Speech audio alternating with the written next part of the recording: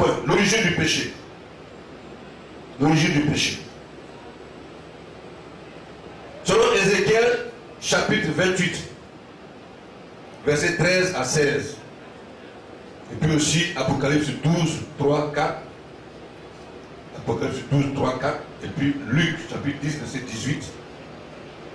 Luc, chapitre 10, verset 18. Et puis 1 Jean, chapitre 3, verset 8. Ézéchiel 28, verset 13 à 16. Je vais donc lire ça. Écoutez très bien. Tu étais en Éden, le jardin de Dieu. Tu étais couvert de toute espèce de pierres précieuses, de sardoine, de topaz, de diamant, de chrysolite, d'onyx, de jaspe, de saphir, d'escarboucle, d'émeraude et d'or. Tes tambourins et tes flûtes étaient à ton service, préparés pour le jour où tu fus créé. Tu étais un chérubin protecteur aux ailes déployées.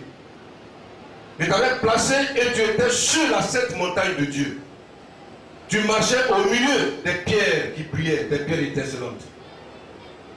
Tu as été intègre dans tes voies depuis le jour où tu fus créé, jusqu'à celui où l'iniquité a été trouvée chez toi. Le péché a été trouvé chez toi.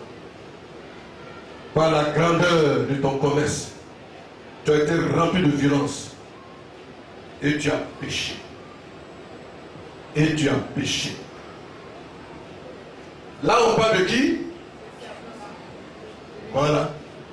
Le chérubin protecteur qui est devenu Satan à cause de sa désobéissance. Il a péché. Celui-là. Il était béni. Il avait tout avec lui. Il réussissait en tant que responsable de la chorale de Dieu. Il poussait tous les anges à adorer Dieu. Il les exhortait. En chantant, on louait Dieu. On le glorifiait. On racontait ses œuvres et ses bienfaits. Et puis, à la grande surprise de tout le monde, eh bien, le chérubin protecteur dit que puisque moi aussi à mon tour, je suis honoré, je suis respecté par les anges, alors je peux donc être Dieu. Il dit, moi aussi je suis Dieu, comme Dieu. Mais toi tu as été créé, lui n'a pas été créé. Voilà la différence. Et c'est lui qui t'inspire. Voilà la différence. C'est grâce à lui que tu vis. Voilà la différence. Et c'est lui qui a créé tout ce que tu utilises là. Voici la différence. Toi, tu n'as pas pu créer ça. Il a mis à ta disposition toutes les bénédictions. Et puis tu dis que tu es Dieu. Toi, le chérubin protecteur, mais ça c'est une injure. On appelle ça l'orgueil de la vie. L'orgueil de la vie. Et ça a frappé ce chérubin qui est devenu le diable, qui est devenu Satan. Satan veut dire opposant. Et le diable veut dire malin. Vous comprenez? C'est là que le péché a commencé. C'est là que le péché a commencé. Donc je voudrais simplement vous dire, chers frères, que actuellement là, vous pouvez être bénis. Et on a remarqué la plupart du temps que ce sont ceux-mêmes qui sont auprès des responsables là, qui sont des révoltés. Ceux qui sont auprès des responsables, les premiers responsables, ceux qui l'entourent là, c'est par là la plupart du temps qu'ils viennent les révoltes, la rébellion. À moins que Dieu fasse un miracle particulier, une action particulière, en disposant tous ceux qui entourent les premiers responsables, pour que vraiment il y ait une parfaite harmonie, que nous Dieu puisse avancer. Sinon, ce sont ceux qui sont à côté. Ça peut être un président de la République, ça peut être un pasteur, ça peut être un directeur d'une entreprise, ou souvent sont ceux qui sont là, devant là, avec le premier responsable, qui crée des dégâts. On a vu des frères ici, ou ailleurs, qui ont leur entreprise à eux, et tous ceux qui l'ont embauché là, sont ceux-là qu'ils ont obligés. C'est responsable là. Tous ceux qui l'ont embauché. Quand ils vont déposer les fruits, pour ne pas dire les produits ailleurs, tout l'argent qu'ils gagnent là, ils détournent ça pour leur propre compte. Et ils se créent des entreprises au détriment du patron et de son œuvre. C'est parce qu'il était là à côté du premier responsable. Il agit comme ça. Celui qui est loin n'agirait pas comme ça. Donc, vous comprenez que le chérubin protecteur, lui, il a fait ça. On l'appelle le dragon. Le dragon. Et pendant qu'il partait, il a pris avec lui, on dit à sa queue à remuer. Et sa queue, en se remuant, a pris avec lui un tiers des anges. Il a balayé un tiers des anges. En leur disant, voici, c'est moi. Ce n'est pas quelqu'un d'autre. Et ces anges-là ont accepté sa politique. Donc, ils ont été tous chassés. Mais Michael, avec l'ange Gabriel, les archanges plutôt, ils ont lutté contre Satan. Et un grand combat a été mené. Et puis ils ont été tous chassés. Ces mauvais esprits. Aujourd'hui, ça c'est un enseignement qu'on n'a pas certainement encore reçu. Mais grâce au sacrifice de Jésus à la croix du calvaire, grâce à ce sacrifice-là, tout le ciel a été lavé, c'est-à-dire les traces même de Satan dans le ciel, là, tout a été purifié par le sang de Jésus-Christ. Et les anges qui sont dans le ciel de gloire auprès de Dieu, et aussi, il y a un travail qui a été fait par le sacrifice de Jésus, donc il ne peut plus jamais être rebelle. Il n'y aura plus jamais de rebelle dans le ciel. C'est fini. Parce que même ils ont vu les conséquences. Et quand Jésus même était dans le jardin des Gethsémanès, il était en train de prier, puis le sang coulait de lui. Mais les anges étaient là pour l'assister. On dit que les anges étaient là pour l'assister. On dit, prends courage. Tu as la victoire. Le Père est avec toi. Nous sommes avec toi. Prends courage. Tu as la victoire. Et là, ils l'ont assisté jusqu'à ce qu'il rapporte la victoire. Vous voyez ça? C'est fini. Ils ne pourront plus jamais se révolter contre Dieu parce qu'ils ont vu la différence. On reconnaît le vrai bonheur, on l'apprécie après l'avoir perdu. C'est maintenant Satan sait que vraiment, il a joué avec le feu. Donc il n'est pas du tout content. Il n'est pas content de Dieu, il n'est pas content de Jésus, il n'est pas content du Saint-Esprit, et il n'est pas content de l'Église. Et puis il n'est pas content de tous ceux qui prêchent, qui sont des pasteurs. Allah n'est pas content de nous. Maintenant, tous ceux qui travaillent pour le pasteur, il n'est pas content d'eux. Ancien diacre et tout ça. Donc, il va commencer à créer des problèmes, des situations bizarres, des troubles, la révolution, la rébellion. Et tant que le péché est en toi et que tu as de très mauvaises pensées, tu seras lourd, un chrétien lourd, un chrétien toujours triste, un chrétien mécontent, un chrétien qui parle tôt, un chrétien qui se plaint trop. Pourquoi? Parce que le péché est dans ton cœur. C'est l'esprit de Satan. Là où il y a l'esprit de Satan, il y a les plaintes, les murmures, les mécontentements. La révolte, la rébellion. On aime toujours s'opposer parce qu'il s'appelle Satan. Satan se dit l'opposant. Donc quand son esprit en toi, il s'oppose. Donc quand Judas était rempli de Satan et il s'opposait à Jésus, enfin l'offrande n'est pas content. Pourquoi on a cassé ce vent dans le bas et puis on a mis ça sur Jésus? C'est pas normal. Il dit on pouvait vendre ça à 300 deniers et puis prendre l'argent pour donner ça aux pauvres. Mais pourquoi on fait ça, on répand ça sur Jésus? C'est pas normal. Vous comprenez? Pourquoi? Parce que c'est un opposant, Satan est en lui.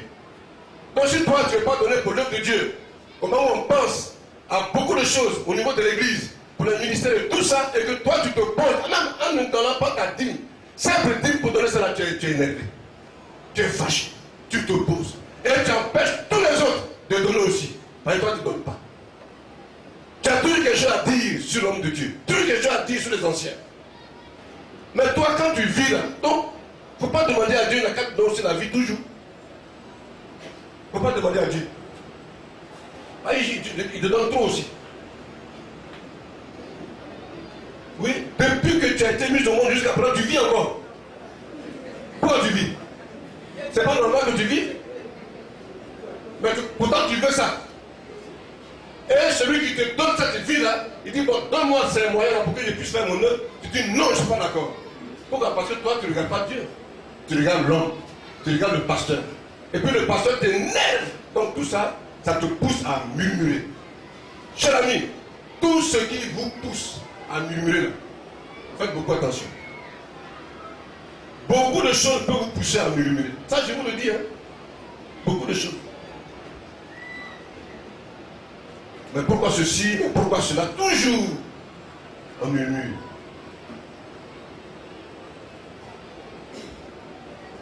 Dans la Sainte Assemblée, vous avez vu que Corée et puis ces autres-là ont murmuré contre Moïse.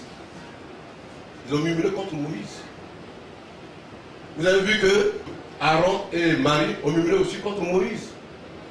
Donc ce sont des occasions qui étaient devant eux et qui les ont poussés à murmurer. Oh non, ils ne devaient pas murmurer.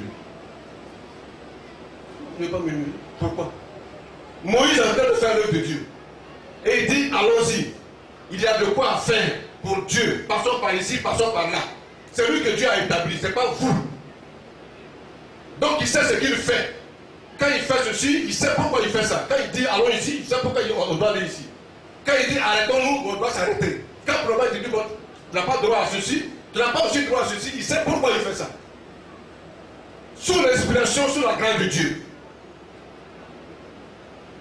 Mais vous, ne vous laissez pas emporter par votre esprit d'égoïsme. Pour être tellement insatiable des biens matériels, des pouvoirs, des droits, des honneurs, qu'à cause de cela, on se révolte, on murmure. C'est le péché qui fait ça. C'est le péché. Selon tout le reste, là, Dieu a dit, toutes choses concourent au bien de ceux qui aiment Dieu. C'est comme ça, hein. Quand tu es spirituel, là, c'est comme ça. Quand le péché n'est pas en toi, là, par contre, tu raisonnes. Toutes choses concourent au bien de ceux qui aiment Dieu. Et là, tu rends grâce à Dieu. Tu bénis le Seigneur. Il y a un frère ici. Il a fait un livre. On a prié pour ça. Et les gens se sont opposés à lui. Et malgré tout ce qu'il fait pour l'église ici, il a fait beaucoup pour moi, lui et sa femme. C'est eux qui m'ont donné donc le siège, en fait, le fauteuil dans lequel je suis là, le salon là, chez moi à la maison. C'est eux qui m'ont donné ça, ils sont allés payer. Tout nouveau, puis ils ont envoyé ça à la maison là-bas. Je vais, voilà. Et le salon est très joli, et ça est là toujours, depuis quelques années. Mais, son livre qu'il a créé, il a fait. Mais quelle opposition de la part de ceux qui étaient les premiers responsables. Quelle opposition, quelle résistance. Bon, le frère, malgré le fait que son livre était très bon, mieux que tous les autres livres qu'on peut utiliser, mais lui, on s'est opposé à lui. Voilà. Et qu'est-ce qu'il fait, le frère? Je ne se plaît pas, hein? Il continue toujours à faire l'œuvre de Dieu. Il continue toujours à donner. Et moi, je suis surpris. Il n'est pas découragé. On est comme j'ai donné au pasteur, comme je donne ceci pour l'œuvre de Dieu, donc et puis telle chose m'arrive comme ça. Pourquoi? Non, il ne s'est pas prêt. Il a tout remis entre les mains du Seigneur, car tout ce concourt au bien de ceux qui aiment Dieu. Et que Dieu fait chaque chose bonne en son temps. Voilà comment le chrétien s'exprime. Là, il ne pêche pas. Alors, cette année-là, ils ont fouillé les gens, ont travaillé les autorités, en fait, ceux qui étaient ses patrons, ont fait tout ce qu'ils pouvaient faire, ils ont vu que c'est son livre qui était le meilleur livre. C'est ça qu'on utilise. Vous comprenez? Parce que Dieu fait chaque chose bonne en son temps. Donc Dieu dit aux frères, il faut les laisser. Le temps où ils vont signer là, c'est ça qui vient. Donc laisse-les. Et le frère a compris la pensée de Dieu. Il les laissait tranquille. Aujourd'hui là, il est tellement recherché à cause de son livre. Voici la vérité. Et dans toute la Côte d'Ivoire. Hein. Dans toute la Côte d'Ivoire. Donc ceux qui murmurent là, ils pêchent pour rien. Vous attristez le Saint-Esprit, vous attristez Dieu. Et quand c'est comme ça, le Saint-Esprit, il n'agit plus en vous. Vous n'avez plus la joie. vous n'avez pas la paix. Vous voyez tout le monde vous énerve. Le jour Dieu m'a appelé en songe pour me dire, va et dis à ce troupeau de se détourner de sa voie. Je parle au troupeau, le troupeau dit, mais toi tu es trop petit pour nous parler. Tu es qui pour nous parler? Regarde-moi ça. Et le troupeau parle des animaux qui parlent et qui me parlent mal. Donc, j'ai fait demi-tour. C'est donc voir celui qui m'avait envoyé. Il était habillé en robe blanche, longue. Et il me dit, suis-moi. Et je l'ai suivi. Allez voir le troupeau là. Il dit, détourne. Le troupeau s'est détourné. Il l'a suivi. Là, il me dit, crois en moi et tu seras sauvé. Il y avait une canne. C'était un berger.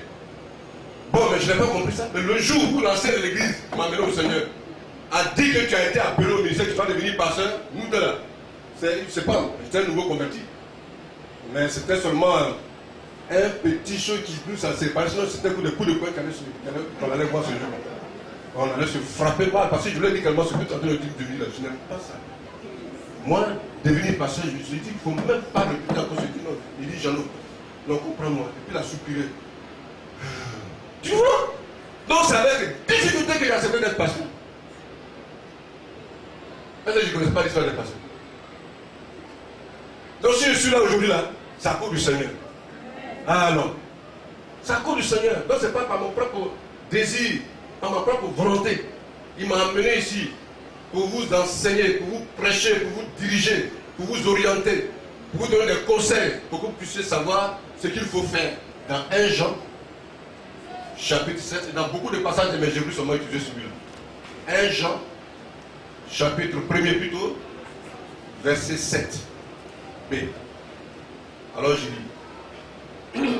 Mais si nous marchons dans la lumière, comme il est lui-même dans la lumière, c'est-à-dire Jésus, nous sommes mutuellement en communion et le sang de Jésus, son Fils, oui, là on parle de Dieu. C'est-à-dire nous sommes dans la lumière, comme lui, la lumière, c'est-à-dire Dieu lui-même. Nous sommes mutuellement en communion et le sang de Jésus, son Fils, nous purifie de tout péché. Et le sang de Jésus, son Fils, nous purifie de tout péché. On ne parle pas ici de baptême qui purifie l'homme de tout péché. Jamais. Jamais. Ça, il faudrait qu'on le sache. Ensuite, il est vrai que l'enfant a hérité d'une nature pécheresse. Ça, c'est vrai. Selon Ephésiens chapitre 2, verset 3. Mais il n'est pas coupable de transgression de la loi divine. Non. Tant qu'il ne l'a pas reçu, il n'a pas reçu la loi divine. Donc il ne sait pas ce que c'est que la loi. Il ne sait pas ce que cela voudrait dire. Parce qu'il ne comprend rien. Il est bébé. Voilà. Donc il n'a pas péché. Le bébé n'a pas péché. C'est pour cela que dans Romains chapitre 5, verset 7 à 11, on explique ça. Et puis, dans 1 Roi chapitre 14, verset 12 à 13, on en parle aussi. Regardez ce qui s'est passé. Un roi qu'on appelait Jéroboam. Jéroboam a été l'idolâtre le plus terrible parmi les rois d'Israël. Et qu'est-ce qu'il fait? Dieu l'a frappé. Et puis malheureusement aussi son enfant est tombé malade gravement. Un bébé. Et Jéroboam dit à sa femme, bon, on va trouver le prophète Achija.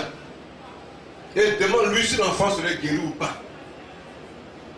Donc avant que la femme de Jéroboam n'arrive chez le prophète, Dieu a révélé au prophète que celui qui vient là, c'est la femme qui vient là, c'est la femme de Jéroboam. Mais elle s'est habillée autrement, en se maquillant, en se déguisant, pour ne pas que tu saches que c'est sa femme.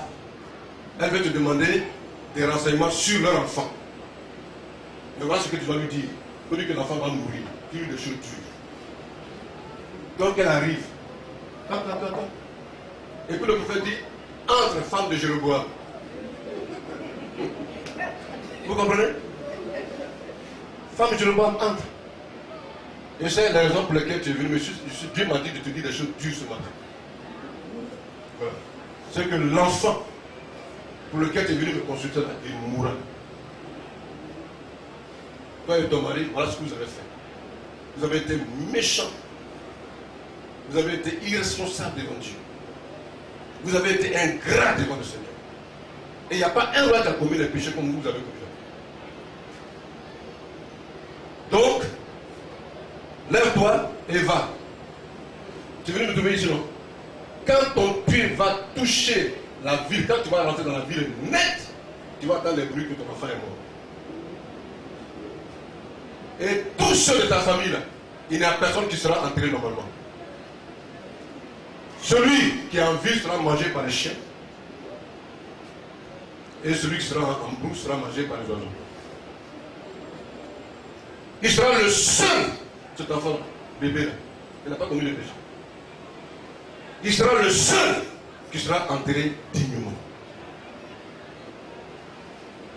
Vous comprenez? Donc c'était déjà un signe pour montrer que les enfants sont innocents. Ils n'ont pas reçu la loi pour transgresser. Or, le péché, c'est la transgression de la loi.